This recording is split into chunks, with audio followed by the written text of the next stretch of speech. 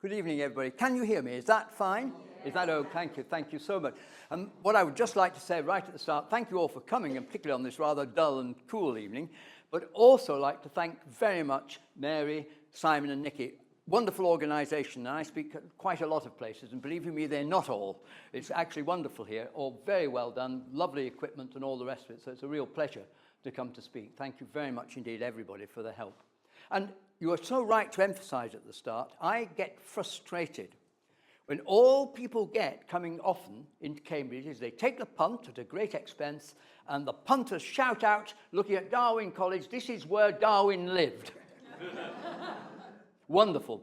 Of course, he did not live there, although some of the family did, of course, and we'll be discussing that, but it's not really good enough. I know we have so many people in Cambridge, but Darwin is so important. And Shrewsbury, of course, where he was born and educated, has a very fine town trail.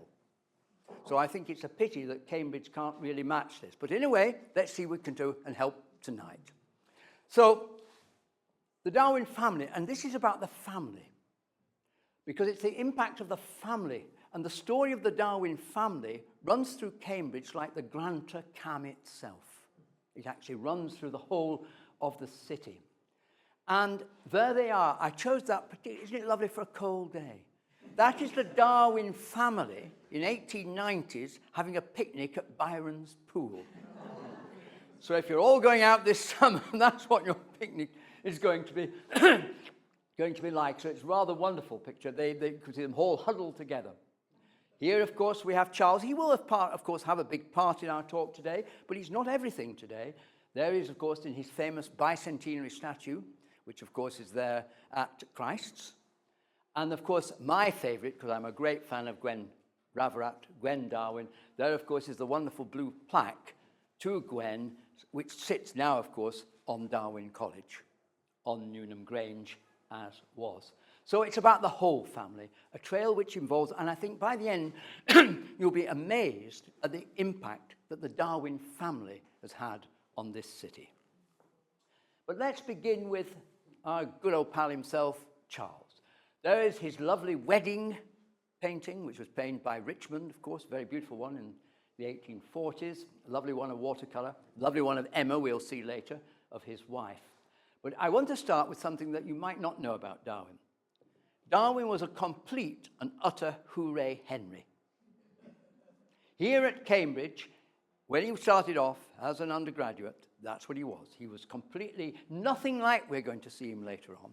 And this is from a letter that he wrote to a friend. Oh, Lord, what a jolly place Cambridge is. And it's all, of course, about tobacco, betting at Newmarket, hunting rats, drink, etc. You name it, it's straight out of Brideshead Revisited. And his nickname was Bobby. And it's hard to think of Charles Darwin as Bobby, isn't it? It just somehow or other doesn't ring true. But he's going to be part of it, of course, and he's a crucial hub in it all. But as I say, it's all about the whole of the Darwin family, from his paternal grandfather to children, grandchildren, etc., etc. And we'll take in all sorts of situations that you can visit. And I'll be doing them in a specific order. You don't have to follow that order, but if you want to do that, I've given you directions of how to do it as well, which buses to take, and all the rest of it. And we're going to start, surprisingly, in the north of Cambridge. And you're going to get a very big shock here if you don't know it already, because 3 colleges in the north of Cambridge are built around Darwin houses. 3. Quite extraordinary. And we'll be learning about those. There's the lovely portrait of Emma, same period by Richmond.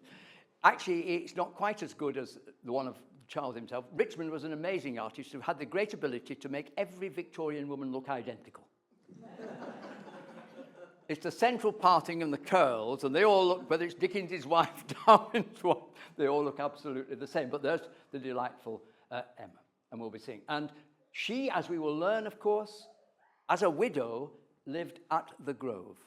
And that Grove, of course, will become Fitzwilliam College. So Emma's house is one of the houses that forms part now of Cambridge University, but we'll come to that a little bit later on. Now, here are the sites that we're going to be talking about in North Cambridge. We'll begin in one of my favourite, it's nearly as my favourite as much as Mill Road, of course, cemetery, very important, but we'll be going to the Ascension Parish burial ground, famous, of course, for Ludwig Wittgenstein, amongst many others, but above all for us, for two very important Darwin sons, the graves of Francis and Horace Darwin. And we will start off with those. We will then come to Wychfield, which is now Trinity Hall, another college silk, and that is the home of Francis Darwin and his family. So that's a second Cambridge college based on a Darwin house. We'll then go to the Grove, Emma's house, as we've already said, Fitzwilliam College, and finally we'll go to the Orchard, the home of Horace Darwin, which is now the third one in the north, now Mary Edwards College. So this is an extraordinary thing to start off with. 3 Cambridge colleges are based on Darwin houses. So this is part of the wonderful trail that we will start. And of course, to get to those, if you're going by public transport, use the City 5 or City 6 bus there and back. You don't have to drive. Let's avoid all the driving if we can. Now, let's begin then in the Essential Burial Ground. A lovely burial ground, very esoteric, very wonderful. 2,500 graves, including Nobel Prize winners, of course, but also including the graves of Francis Darwin and Horace Darwin. And I'll just point out, looking at the graves here, that Francis Cornford, that's with the E, of course, his daughter is buried with him there. And she, of course, marries into the Cornfords, and her son, John Cornford, is the young man who was killed, one of the first to be killed in the Spanish Civil War. Not the Civil War, well, it was a civil war at the time, but in the International War. He went over as part of the International Brigade. He was a Marxist poet. So very, very interesting. So there's Francis, and here's Horace, and we'll learn a lot about Horace. And he's buried with his very, very famous wife as well, that we'll be talking about, Ida Darwin, who many of you will know has a massive influence on the development of girls, looking after girls in colleges and looking after girls who are in trouble in Cambridge and all sorts of things to do. She was a wonderful leader of pushing for girls in education, and she was a marvellous one. And of course, the hospital at Fulbourn was named after her, sadly now closed, which is very unfortunate, very sad. So we've got the two of them, both buried on different walls in the Ascension Burial Ground. So let's begin with one of these, Francis Frank Darwin, or Sir Francis as he becomes. Now what you're going to see is they all become very, very successful. So being a member of the Darwin family is not an easy thing. And in fact, we recently at the U3 had a marvellous talk from Emma Darwin, who is the great-great-granddaughter of Charles. And the book she was talking about, one she's just written, is This Book Is Not About Charles Darwin. And she spends her whole life trying to persuade people that it's very difficult to be a Darwin. So there we are. And that's by the side. But there we are. And he's very much a Cambridge man. FLS, FRS, FRSE. Third son, seventh child. They had 10 children. Of course, Emma and Charles. And he's Trinity. He's a Trinity man. And he graduates in 1870. He has 3 wives in his life, of whom 2 are very particularly important, as you can see here. Ellen Wordsworth Crofts, who's actually buried in St Andrews in Girton. So that's another little thing that you can add to it. Very important then. And their daughter was Frances Darwin, the one that I've talked about, who's buried there with her father in the cemetery. Childhood friend of Gwen Darwin, of course, and wife of the poet Francis. There's too many Francises here, it gets very confusing. Of Francis Cornford, and of course their son was the Marxist poet John Cornford. He then married once more in 13. He's famous as a botanist. Interestingly, he's a botanist, but he's most famous because he compiled the crucial beginning work on the life and letters of Charles Darwin in 1887 and 1905. And he was then awarded an honorary doctorate in 1909. So he's a very eminent man in his own right, Francis. And this was the house Wychfield. And here we have a wonderful Edwardian, I think we better say, haven't we? An Edwardian picnic going on in the grounds of Wychfield, which was going to become Trinity Hall in 1948. Wonderfully, and that's a lovely, you just get the lovely feel of the family, the Darwin family, Francis's family there. Anyway, the house and grounds were bought, as I say, in 1948 by Trinity Hall. They were initially converted into a residence for the retired master, a master called, strangely, Professor Dean, slightly odd name. Then the house was occupied from 61 by 10 undergraduates and a caretaker. The stables were eventually converted into rooms for 4 postgraduates, and 2 years later, an extension named in memory of Professor Dean made room for more postgraduates. So it's this extension to Trinity Hall, very important, all in this very beautiful house. And it was named Wychfield, by the way, for a very old wych elm that grew there. It was named after the wych elm. You can go and visit. And it's a lovely garden to go to see. Here is a little map of Trinity Wychfield Hall. And of course, everything on this is off Storey's Way, effectively, so it's very easy to find. You go to the Porter's Lodge and ask if you can go around. There you are, main entrance off Storey's Way. Wychfield House is number 6 on the plan, which you can just see up here. And it's got lawns, box beds, sunken garden, woodland walks, much of it still left over from the time when the family, Francis and his family, had it. So it's a lovely first visit to go to see a college as it came to be part of the university, an extraordinary thing. But a very big influence on all this is Emma, Darwin's widow. When he dies, she becomes very important, as we'll see in her own right. Now, let's just go back. Remember, Charles married his first cousin, Emma Wedgwood, and it was a fascinating mixture because Charles Darwin's father was one of the great capitalists of England. He's very unlike his son Charles. He's a doctor, but a capitalist. In fact, it is said that he owned half of Shrewsbury and knew the illness, sickness of the rest. And he was a very dominant. That's why the Darwins were very wealthy. And of course, the marriage to Emma Wedgwood brought 2 of the greatest capitalists that we've ever had together. So this was a very powerful capitalist union that came about there. They had 10 children, 7 of whom survived. But of course, one of the ones that was lost, Anne Darwin, or Annie Darwin as she was called, aged 10, was the single heaviest blow in Charles Darwin's life. He loved Anne so much. He was devastated and never, ever forgot her for the rest of his life. And he blamed himself because of the consanguinity of the marriage to cousins. He felt the onus lay on his shoulders. It was a burden that he had to carry, and it's very sad, actually. And he tried to save her, you know. She died of smallpox combined with other diseases, and he took her to a hydrotherapy session to try to save her, but of course it didn't work, and it was devastating for him. Anyway, that's by the way, so she's one of the sad ones that didn't. And of course, they actually lived, most of these, at Down House in Kent, and we'll come to that a little bit later. She was a wonderful lady. She had to put up with an awful lot from her husband. He was a hypochondriac. He hated visitors, and it was quite difficult.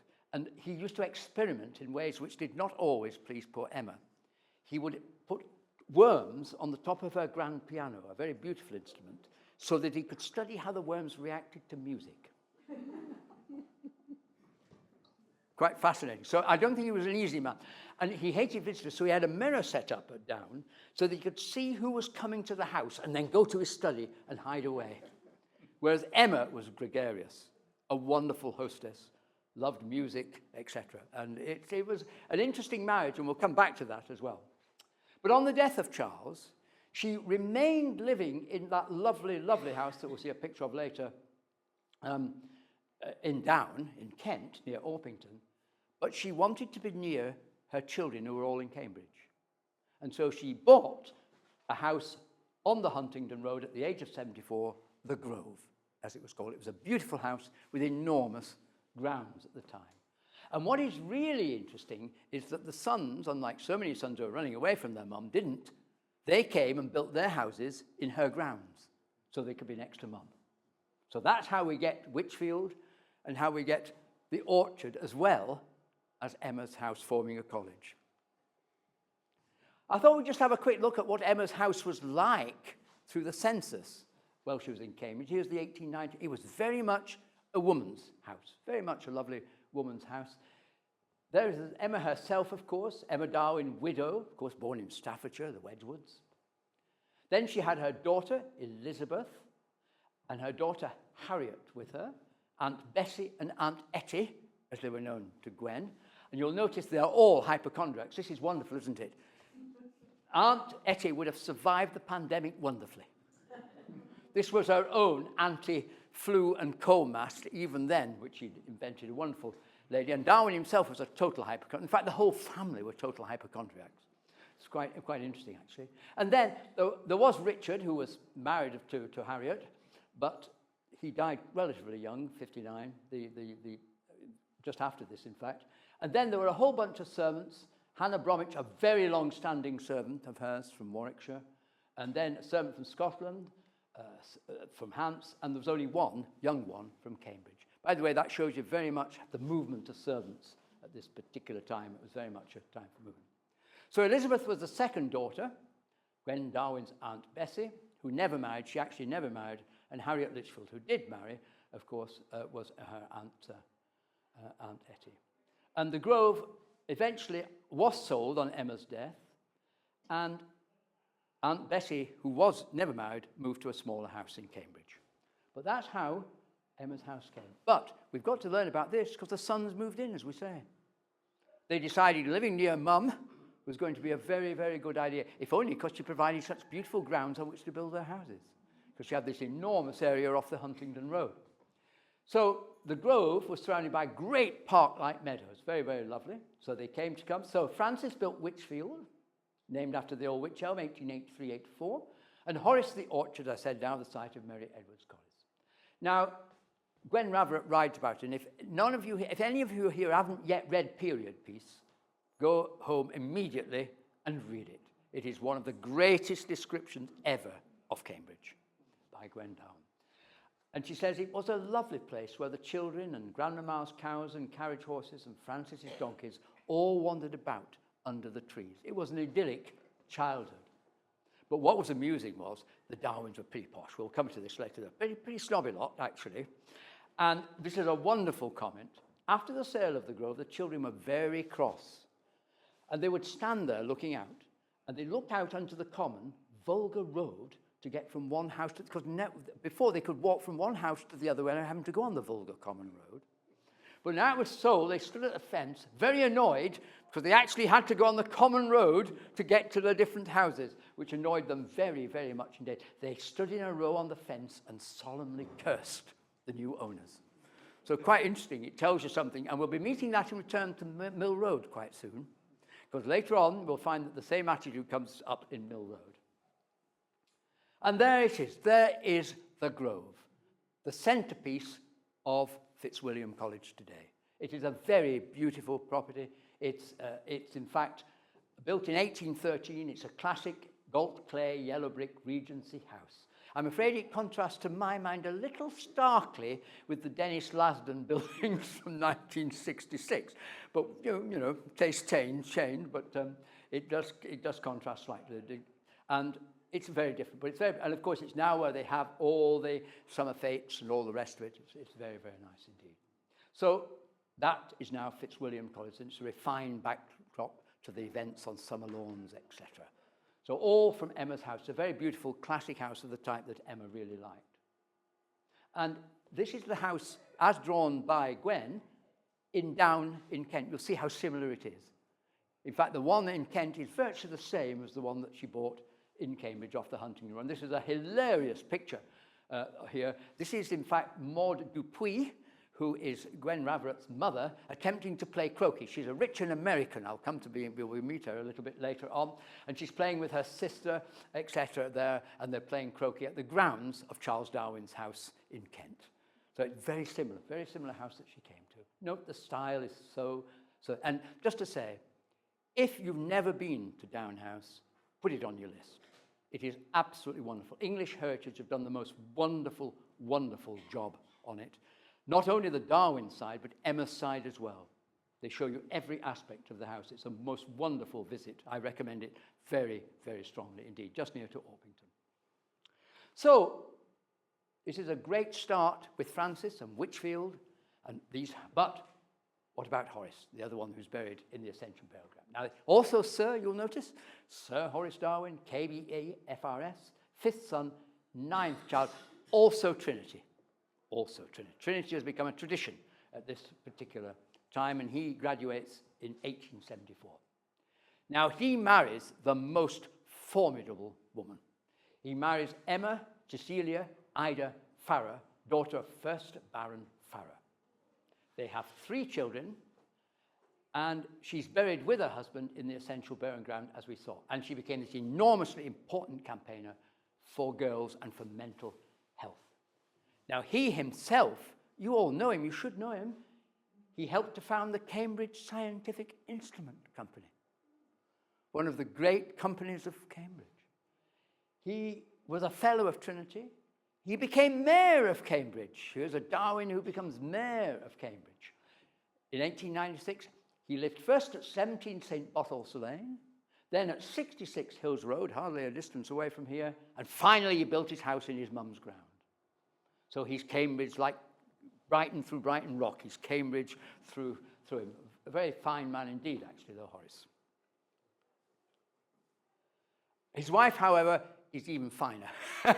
And I love Gwen Raverett's description of her Aunt Ida. She said she was a shining Victorian perfection. So it sounds wonderful, doesn't it? An example of Victorianism, perfection. And there she is, a wonderful picture of her. And she helped set up the Cambridge Association for the Care of Girls. And with Florence Ada Keynes, founded in 1909, the Cambridge Association for the Care of the Feeble-Minded, which became the charity Mind. So extremely important lady in every respect. And she campaigned very hard for the Mental Deficiency Act in 1913. She was an absolutely splendid woman altogether. And there she is, looking at, I think, right, a shining Victorian perfection. But she also has another honour. She has an iris named after her. And this was bred in Cambridge by Sir Michael Foster on Granham Road, at his house on Granham Road. Just for all you Shelfordites, if any of you are from Great Shelford, you'll know it, of course, Granham Road. And it was bred there, and there it is, the Iris Mrs. Horace Darwin, very beautifully bred at his house on Granham Road. And there she is, as part of that picture, at the very enjoyable, freezing picnic held at Byron Pool. I don't think she'd like that very much somehow. I just get the feeling she's not going to be too keen on it. And then, of course, in this case, it was New Hall, of course, but it became Mary Edwards College. So in other words, this college that comes up, it started off as New Hall, of course, which began in 1954 just as 16 students in Silver Street, of course, in the centre. And then the college were able to relocate when in 1962, members of the Darwin family donated the house to become the college. So there we are. And this was the orchard, very large house. And at this time, it was owned by another eminent member of the Darwin clan, Emma Nora Barlow, who became Lady Barlow, Horace Darwin's daughter. And she became a very distinguished geneticist and botanist. And her first book was very important. It was the new edition of The Voyage of the Beagle, written in 1933. And she published the wonderful, unexpurgated version of her father's autobiography, which had been written for the family originally. And she published that very important work. So Nora Barlow is very important. And she, too, has plants named after her. There's an Aquilegia Nora Barlow. So it's the family getting lots of things done for them. And the house was given to the college. The garden was then very overgrown, but it has fine beeches, fruit trees, shrubs, etc. So it's a beautiful one. Another one to visit on your tour. Well, that's the north of Cambridge. Very much then, Emma, Horace, and Francis territory, where the Darwins had this big effect on founding helping to found 3 colleges. We're going now to the centre. And of course, the heart of this will eventually be Newnham Grange, which of course was the home of Gwen Darwin, as drawn by her there, and which of course becomes another college, Darwin College. Now, obviously there are a massive number of sites in the centre of Cambridge. And we'll have a quick look at them. I have to be fairly quick. I need to keep my eye on the time because the Darwins are so important. So you've got St. John's, you've got Boots, of course, Boots the chemist, we can't forget that. You've got Christ's, of course, the Sedgwick Museum. You've got Mill Road, you've got Fitzwilliam Street, then the Botanic Garden. You've got the Cambridge University Library. Fitzbilly's where you're going to stop, I hope, and have a cake and a coffee just to keep you going. You need a bun to keep you going on this. Yeah. And then off to Darwin College. So we'll go through these fairly quickly because of timing. But the first one you must note as you pass it, of course, is St. John's, which was where Erasmus Darwin, the paternal grandfather of Charles, went. Now, whereas his father was a capitalist, Erasmus, of course, was a very great scientist and a very great intellectual. He was part, of course, of the famous Lunar Society of Birmingham, which is probably one of the great societies establishing the Enlightenment in Great Britain.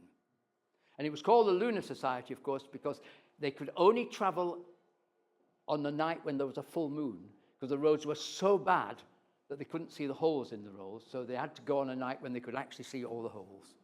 So it was called the Lunar Society. At 18, he was awarded the Lord Exeter Scholarship to St. John's, and he also then had a year in Edinburgh because he was being trained, of course, as a doctor at that particular time. Edinburgh and Leiden were the two great places for training as a doctor and so forth. And he took his MB in 1755. Now, he's very famous. He's as famous in many ways as his father, though not as well known as he should be. And, of course, he's known as the English Lamarck.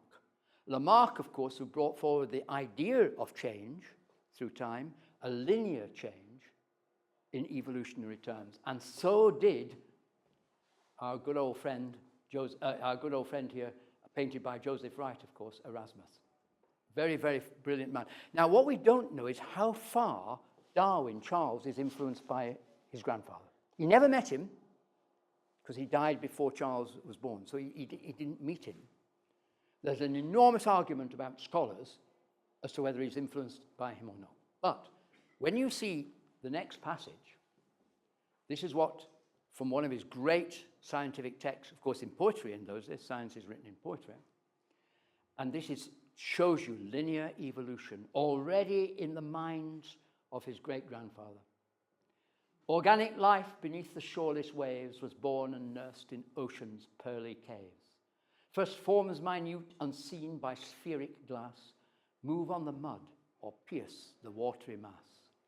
These, as successive generations bloom, new powers acquire and larger limbs assume, whence countless groups of vegetation spring, and breathing realms of fin and feet and wing.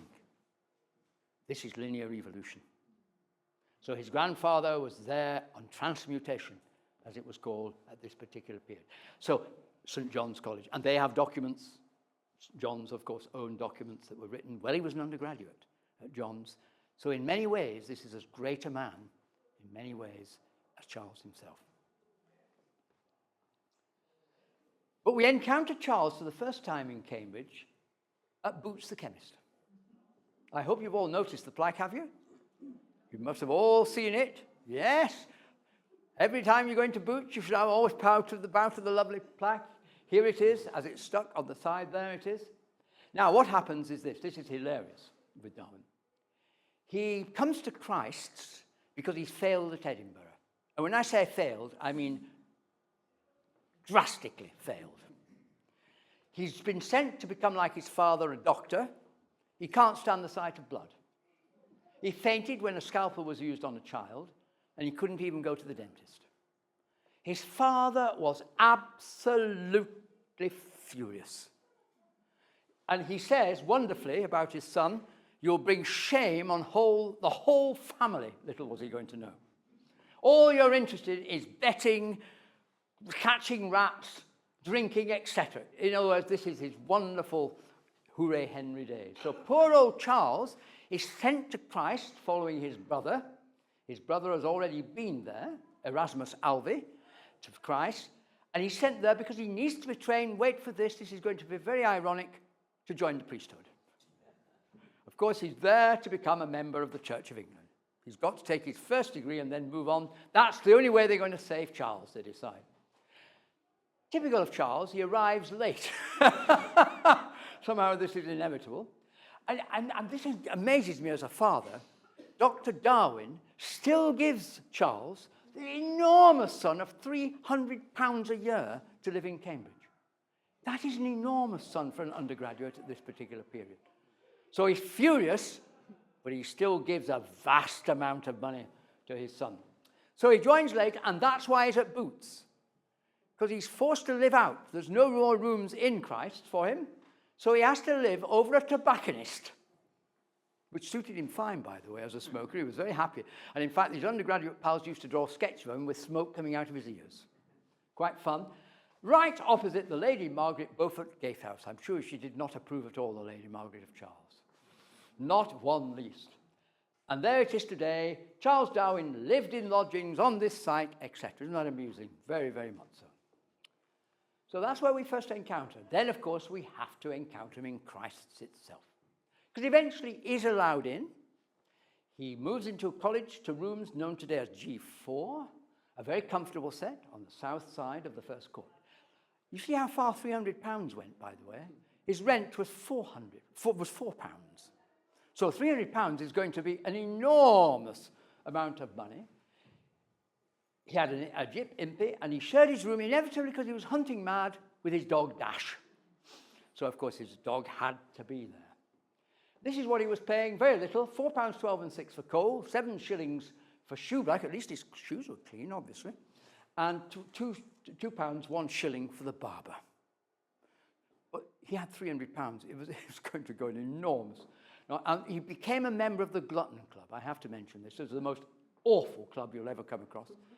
And the young men that were part of it vowed to eat every bird that had not yet been eaten by humankind. So they wanted to try every bird that we didn't eat. The one that they failed with was the brown owl, which was so appalling, Darwin described it as indescribable. But they also ate bittern, which we're not too keen with, because very soon after this was happening, the bittern was nearly extinct. So they were shooting the bittern and eating it. So it was an interesting bunch. You can tell what they were like. You can tell what they were like. It's not like the Darwin we think of him with his big beard and seriousness later on. It really isn't. And there were his interests: riding, shooting, racing, coffee, drinking, smoking. But he did have little glimmers. He did like natural history, especially beetles. He collected beetles. He loved music at King's, so that was a good sign. He loved art, especially the engravings in the Fitzwilliam Museum. So there were little glimmers of a little bit more than his hooray Henry self. And there's a lovely picture of his room, but 1909, it's obviously later. Now, like so many young men, he bumped along, not trying very hard, and he became what was known as an oipoloi BA. In other words, you do okay. Not very well, but enough to be satisfactory. So he bumps along like so many young men, and he says very proudly, I gained a good place among the oipoloi, or crowd of men who do not go in for honours. So he's doing what so many young men have done, just gone the easy route throughout all. Very interesting. And there was his exam. I don't think we'd like it today, would we? He was a poll candidate with 6 parts: Homer, Virgil, Euclid, Arithmetic and Algebra, William Paley's Evidence of Christianity, and Principles of Moral and Political Philosophy, and most importantly, John Locke's An Essay Concerning Human Understanding. So there were the 6 big exams that Darwin faced. He got through it, but only just through it. But there was a problem, and this problem is one of the most significant things we're going to meet today. He had to have 2 more terms in college because, of course, he'd arrived late, and he hadn't therefore completed his terms that were necessary. And this changes the world.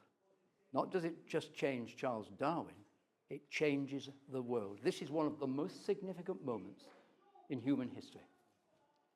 For during this period, he makes the close friendship with somebody we all love and admire in Cambridge.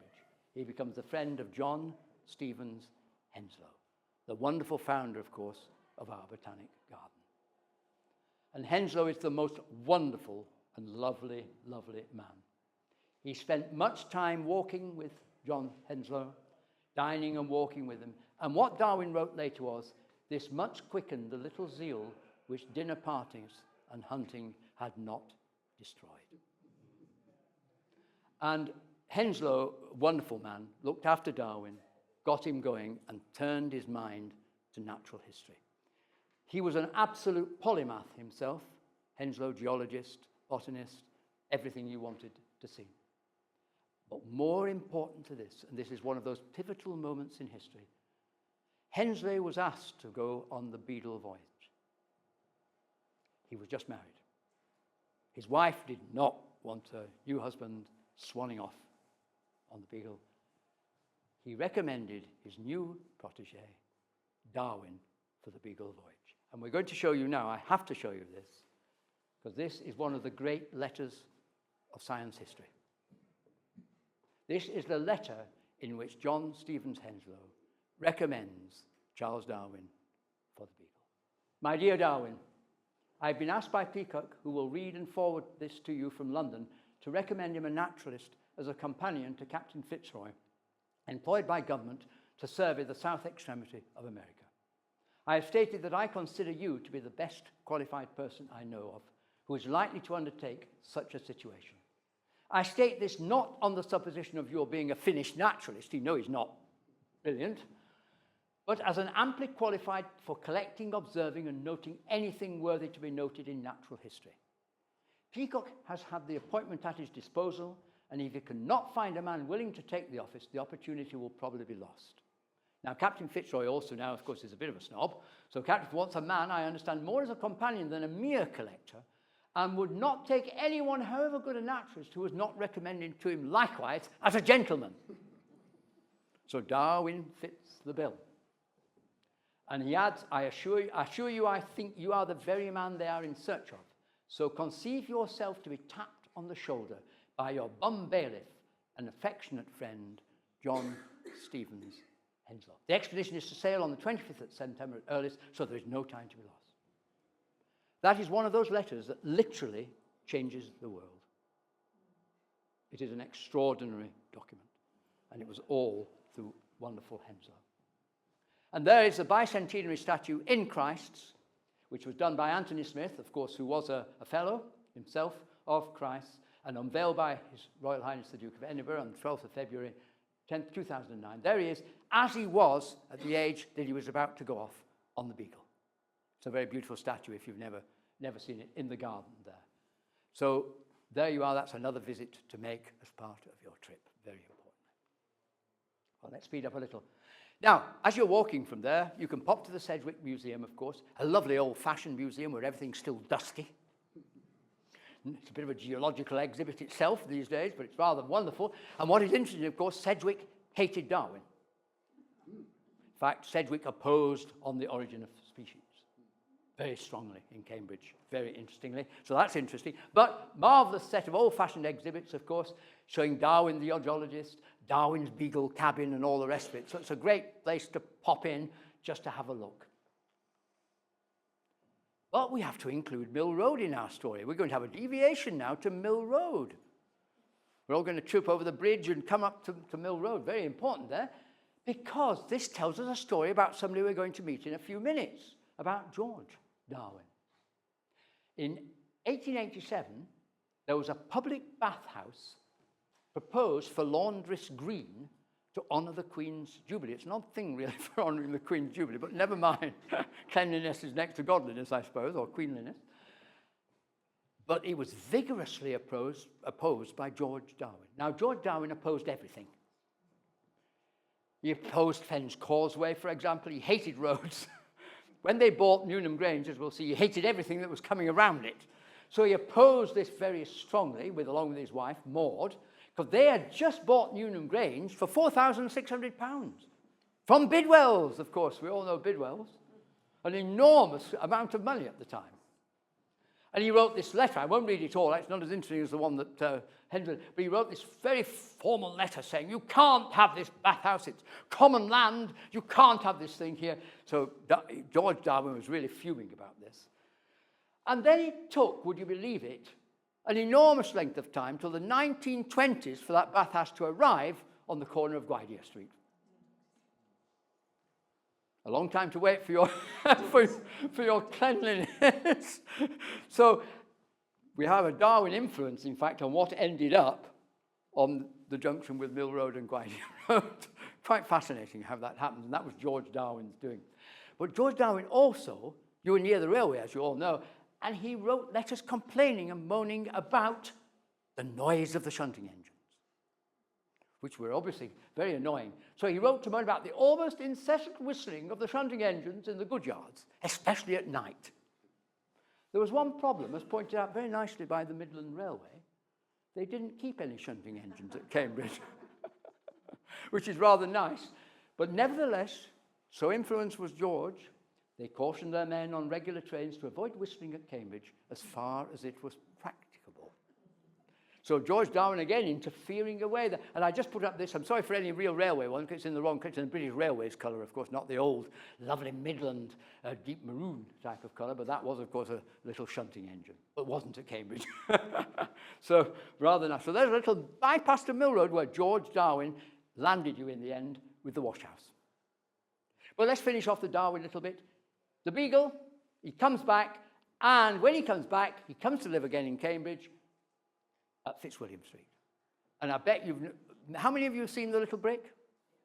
Good, I'm glad you have, wonderful. There it is, 22 Fitzwilliam Street.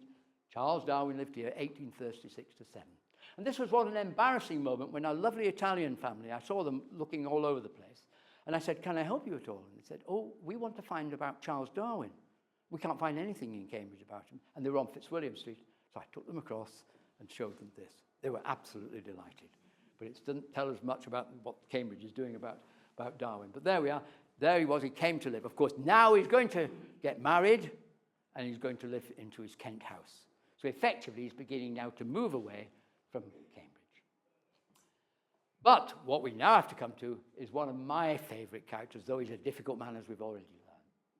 In 1885, we've already learnt that George Darwin and his American socialite wife, this is the Gilded Age, when rich American women are coming over to marry, and in this case, George marries this very rich lady from Philadelphia, and they buy Newnham Grange for that £4,600.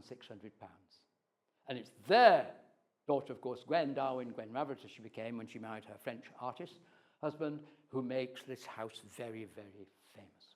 But of course, what's important from our story today is, in June 1963, it is announced that a new graduate college will be founded, and it will be named Darwin College, and it will occupy Newnham Grange and the old granary.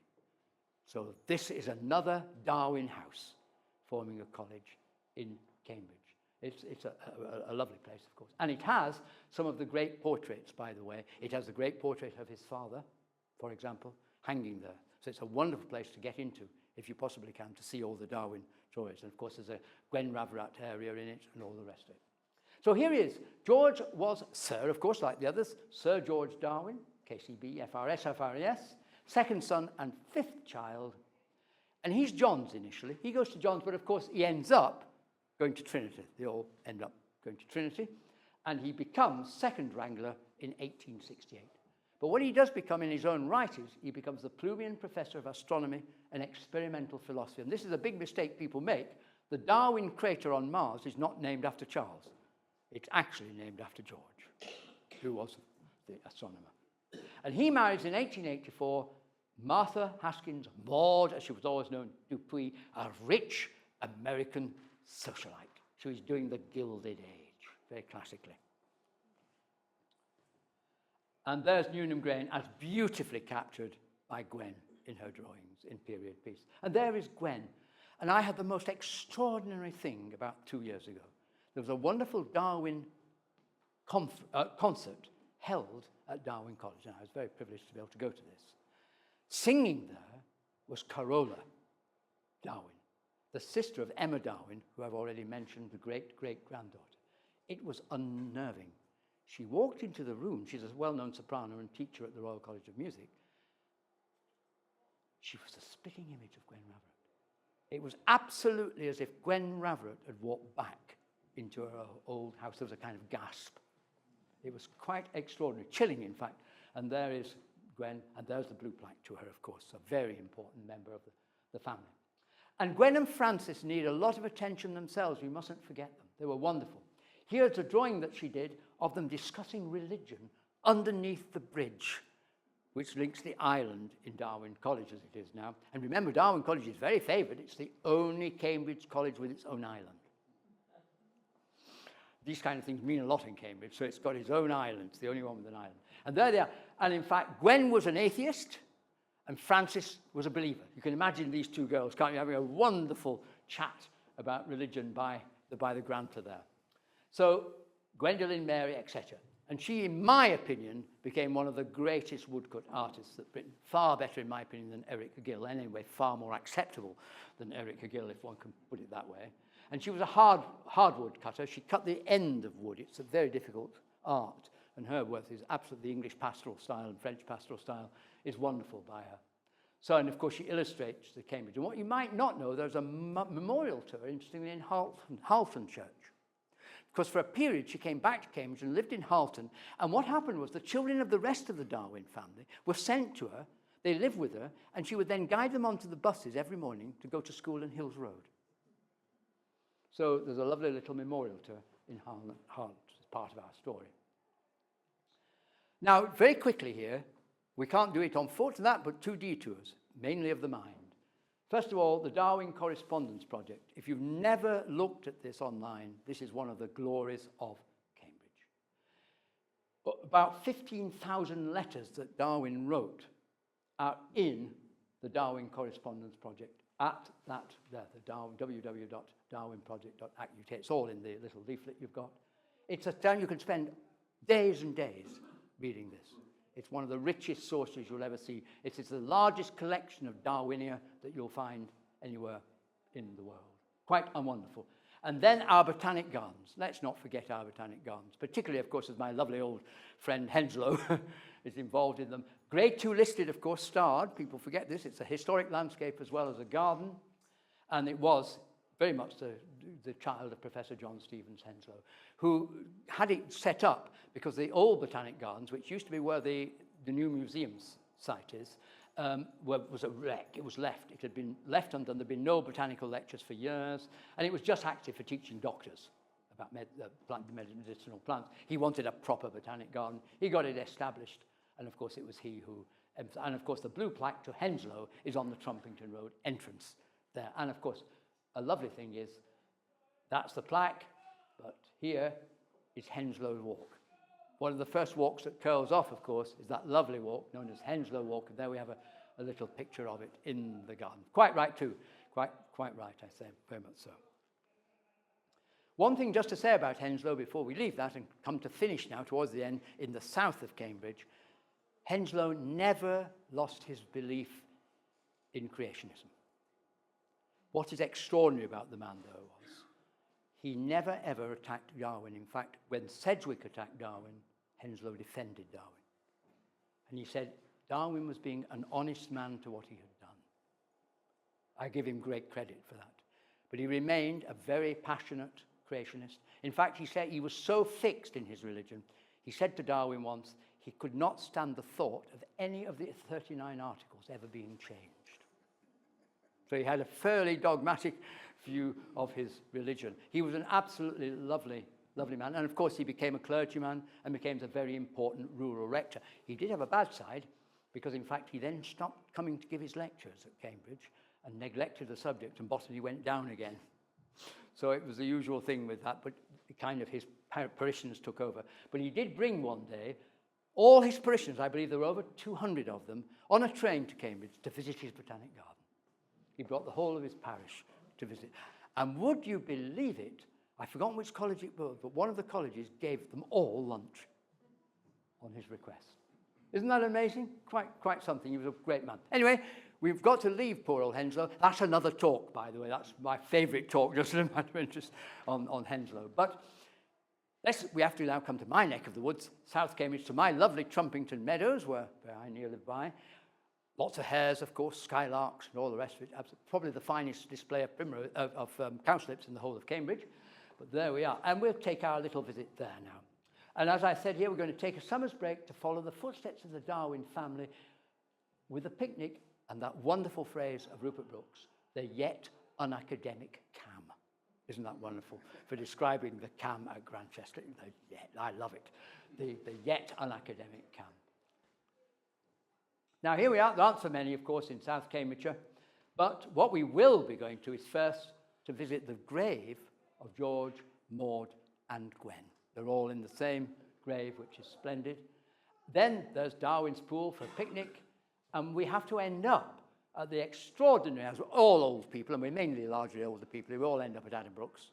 So we're going to end up at Addenbrooke's to see the great Addenbrooke's cartoons, of which one, of course, is the marvellous cartoon of Darwin that was done by Quentin Blake. So that's how we're finished. But we must just first go to, not this time the ones with the burial grounds in the north, but this is the Trumpington Parish Extension Cemetery. Used to be the St. Mary's and St. Michael's new churchyard, as it was called. And there they are buried in what is sadly now a nearly unreadable tombstone, which is a great pity. So there we are, George Darwin, Maud Dupuy, his great wife, and then later Gwen Darwin was added to the grave. And when Gwen was added, they added these wonderful words from Shakespeare's Cymbeline. Fear no more the heat of the sun, nor the furious winter's rages. Thou thy worldly task hast done, home art gone, and ta'en thy wages. That was added when Gwen was put into the grave. So it's a very beautiful one. And one of the housekeepers of the Newnham Grange is also buried just next door to them. So it's a little area of the Darwin family again in South Cambridge. I often pop in there just to pay my respects to them, because I live very close to that, and wave to them from the P&R 3 bus when I get it. So it's quite good. And then, of course, you've got your picnic and the wonderful, I hope you've all been to Trumpington Meadows Nature Reserve, have you? Very fine indeed, actually. It's getting better and better. Many orchids this summer. Just a whole path of bee orchids I was passing the other day. Quite magnificent. So quite one fun. Byron's Pool, of course, is there, and that's where they used to go to have picnics. George Darwin used to bring the family, Horace and Francis, they would all go and have a picnic down at Byron's Pool, which is around there. So you might like to do that if you have a little bit of spare time too. And then, of course, we take the A bus and we pop up to see Addenbrooke's. We pop to that wonderful corridor linking the main hospital with the outpatients that I'm sure we all know all too well. And in the middle, next to one, of course, which is very amusingly about Byron himself, showing Byron swimming, of course, in Byron's pool with all the ladies in the thin dresses falling out of their dresses to a large extent, I'm afraid to say. But Darwin is there, this wonderful one here, sitting on top of a great Galapagos tortoise, reading On the Origin of Species. It's the most wonderful. And, of course, there's also Watson and Crick and others. It's a wonderful set of cards. In fact, if you're feeling unwell, it's a great thing to walk along. You feel really happy by the time you've walked along there. So it's wonderful. 70-foot mural, of course, in there. So that, in a sense, rounds it all off. And it's a last hurrah. There were many last hurrahs. I haven't had time to tell you about them, but I must just end with one particularly, because Darwin was brought back to give him an honorary doctorate. And it was the most happy thing he had in his life. And it was given at Senate House, and only to him. It was unusual. The ceremony was for Darwin alone. And when Darwin entered, the undergraduates lowered from the ceiling a stuffed monkey, I'm sorry about the stuffed monkey, dressed in gown, mortar, and so forth. And they lowered it from the ceiling to cheer Darwin as he arrived, cheering one of their own. Quite an extraordinary event, a last hurrah for their great hero, Charles himself. So, I'm not going to let you off without some reading. I'm from, of course, the U3A, University of the Third Age, so we're not allowed to get away with no.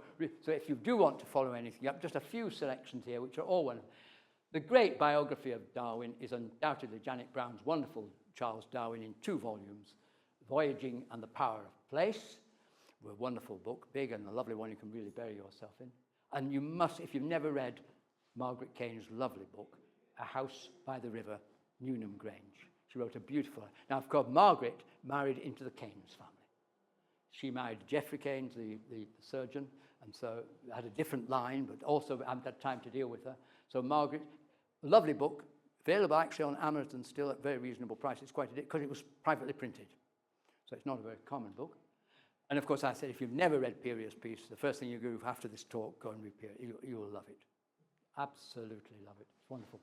Then there's a wonderful biography of Gwen and her friends herself by Frances Spalding, a very wonderful biography of her. And then a marvellous little book by John Van Wyer, written in 2009, on Charles Darwin in Cambridge, The Most Joyful Years. This is his Hooray Henry period. So it's all about the fun and games that he gets to when he's here. It's a lovely book and how it influences his science in the end. And of course, there was the Darwin exhibition, which you can still see, of course, on the website there. So quite a little bit of reading to see. So what I've left you with is only some. I don't think I've touched on anywhere near the whole range of the Darwins in Cambridge. It seems a lot already. But this is a family that changed the world, but they also changed Cambridge. We have a mayor. We have a Cambridge Instrument Company. We have 4 colleges added to the university through this one family. We have Darwins even now around the world doing amazing things like Emma and Corolla. It's just one of those families, this extraordinary intellectual family that had such an impact on Cambridge itself and who lived and loved Cambridge themselves, even to Emma herself. So it's a wonderful story, and it really, really is about time that we had a proper Darwin Trail, city trail, offered by the city to put for visitors here who come and want to do it. So thank you very much indeed, Mary. I hope that wasn't too long. Thank you.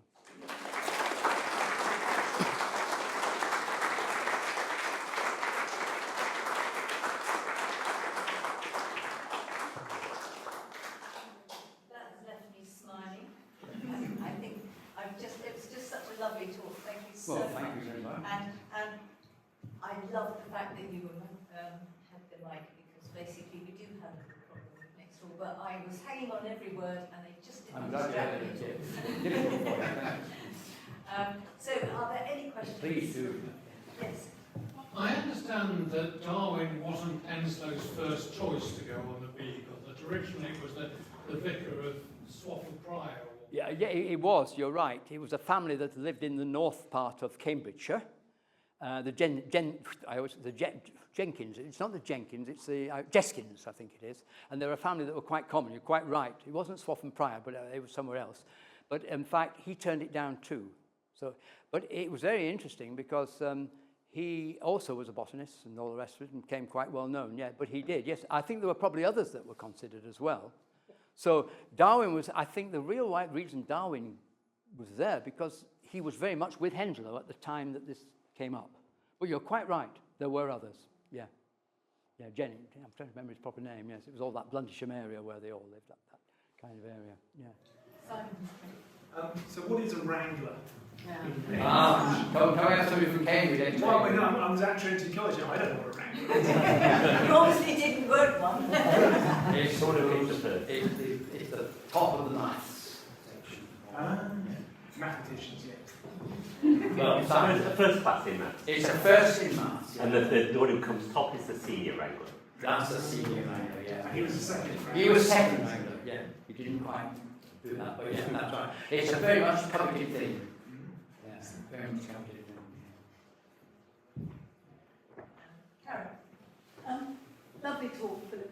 Perhaps we should just mention that Frances Cornford, the woman, is herself a very notable poet. Absolutely. She's an excellent poet, a very beautiful poet, in fact, and her nature poems are absolutely exquisite. So I'm so glad you mentioned that. Yes, in fact, Frances gets a bit swamped by Gwen. So you're quite right. Thank you very much for mentioning it. Yes, she is a very, very... In fact, the whole of the Cornfords, of course, are a formidable... Because you've got the Keyneses, the Cornfords, the Darwins. It's this hothouse that exists in Cambridge. Yeah. So thank you for mentioning that very much. I'm very grateful. Yes, please. Great talk. Thanks very much. Do you know, or is it known, what Charles thought about Cambridge, and why did he choose to live down in Down House? Sorry, why did they move to Down? Oh, he needed to be near London. Now, Charles, yes. He loved, Cambridge, he loved. Absolutely loved Cambridge. I think it was, he probably felt a bit nervous about his past in Cambridge when he grew up. And Emma, who was much more straight-laced than he was. They went to Down for 2 reasons, really. He was wealthy, and he wanted to be a gentleman, a country gentleman. And what is interesting about Darwin, you can contrast him with Henslow. He's the last of the great country gentleman naturalists. In fact, he produces this great effect, but he's not a professor. He could have become a professor here, but he didn't. He wanted to be a country gentleman. And he also needed to be near to London, so he could relate to societies like the Linnaean Society easily. And so he and Emma chose this very beautiful house, very similar to the one, as I say, that the Emma bought at on the Hunting Road, near Orpington, in the lovely countryside. And he also really didn't like people that much. And this was very remote at the time. It was very difficult to get from the station by horse and trap to the house. So he loved to be away, and he corresponded. His science was done by correspondence. He wrote and wrote letters all over the world. I mean, if you go to it now, the English Heritage have done a wonderful job. On the wall of his study, there's 1 or 2 letters. And there's one letter which is really, always hits me when I go there. It's from a gentleman called Ernst Haeckel. How many of you have ever heard of Ernst Haeckel? You have. Why is Ernst Haeckel so famous? Or should be? He coins the word ecology. In 1866, he coins the word ecology because of his links with Darwin, because of the focus that Darwin has put on the relationship between the organism and the environment. And so he's a philosopher, and he's thinking of that. And there's this link, it's a classic link between Darwin and this wonderful German romantic philosopher.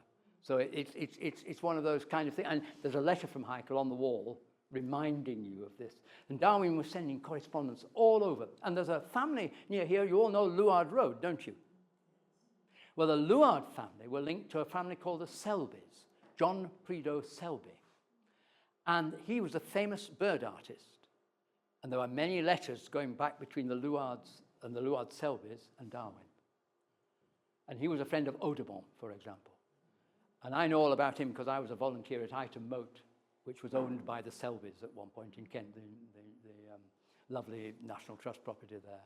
And so Luard Road is partly, and it is thought, I don't know this, but Luard may well have actually loaned some money to Darwin for various projects as well. So quite interesting. Yeah. So, yeah, absolutely. Are there any more questions? I just had one thing to say. Please. In the last few years, I've taken photographs for transcription in the archives, and I came across Darwin's vaccination. So George had his children vaccinated. Oh, yes, he did. Oh, yeah. That's wonderful. Yeah, what a wonderful thing to find. You find all sorts if you volunteer enough. Yeah, that's a wonderful thing to find, yes. Yeah, as far as I know, there aren't any of the Darwin plant in your cemetery, are there, at Mill Road, that I know of? Do you know of any of the Darwin links in Mill Road at all, cemetery? No, I don't think so. No, they all went up to the other one. There was Town Hall. Yes. Although I've got ancestors buried in Trumpington, but I don't think they're in Extension. No, they might be in the Pop Church. Yes, they might be actually in the Pop Church. So that was wonderful. Thank you. Well, thank you. Well, thank you for all your